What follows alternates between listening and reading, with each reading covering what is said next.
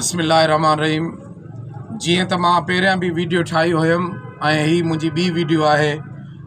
मां अर्ज़ु भी कयो हुयमि अॻे भी मोहतरम जनाब बिलावल भुट्टो ज़रदारी साहब के ऐं असांजो वज़ीर आला सैयद मुराद अली शाह साहब के, IG सिंध साहब के ऐं सुप्रीम कोर्ट ऑफ पाकिस्तान के।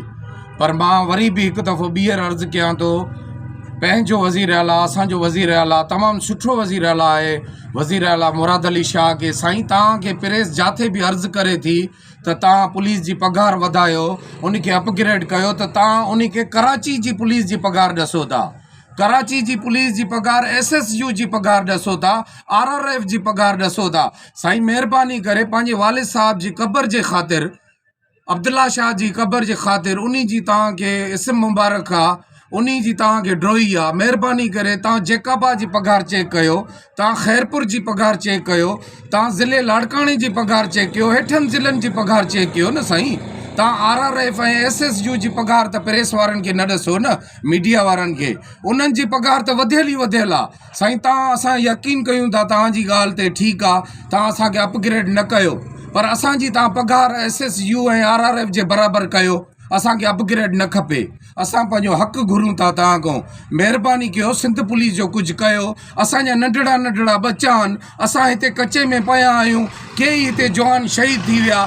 सॼी राति असां सियारे जूं रातां गुज़ारियूं था, असां नौकरी कयूं था साईं। महिरबानी करे असां पंहिंजो हक़ तव्हां खां घुरूं था। तव्हां पघार ॾिसो, कोर्ट हिकिड़ी पघार, पटेवाले जी पघार तव्हां चेक कयो, चौकीदार जी पघार चेक कयो, तव्हां हेल्थ डिपार्टमेंट में तव्हां पघार चेक कयो, उन्हनि जूं पघार केतिरियूं आहिनि। महिरबानी कयो, सिंध पुलिस जी पघार वधायो साईं। असां तव्हांखे एतिरियूं ड्रॉइयूं विधियूं आहिनि, एतिरियूं वीडियो ठाहियूं आहिनि पंहिंजे हक़ जी ख़ातिर।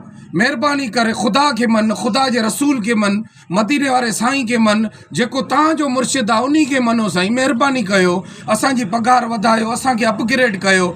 3 सूबा अपग्रेड आहिनि, असां कहिड़ो ॾोहो कयो आहे? छो असांखे तव्हां एॾी तकलीफ़ ॾियो था सिंध पुलिस खे?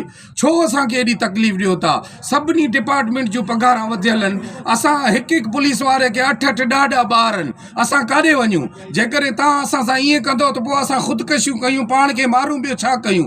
नौकरी बि कयूं था, पोइ बि तव्हां असांजी पघार नथा वधायो। महिरबानी करे सिंध पुलिस जा जेके बि जवान आहिनि, हे मुंहिंजी वीडियो खे शेयर करनि, ताकी हे मुंहिंजी video supreme court of Pakistan ताईं पुॼे, IG सिंध ताईं पुॼे, सभिनी ताईं पुॼे। जेको बि पुलिस वारो दोस्त आहे मुंहिंजो, जा केर बि आहे, वकील आहे, सहाफ़ी आहे, डॉक्टर आहे, जेको बि मुंहिंजी हीअ वीडियो ॾिसे थो, महिरबानी